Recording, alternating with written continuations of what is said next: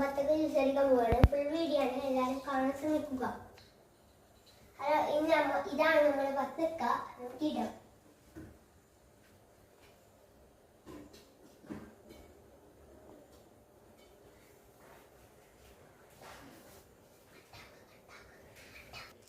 Hello മച്ചന്മാർ, നമ്മൾ വത്തക്ക ഇട്ട് കഴിഞ്ഞിട്ടുണ്ട്.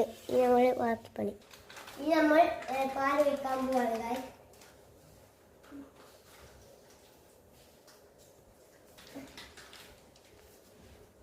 ക്യാമറമാൻ സച്ചുവാണ്.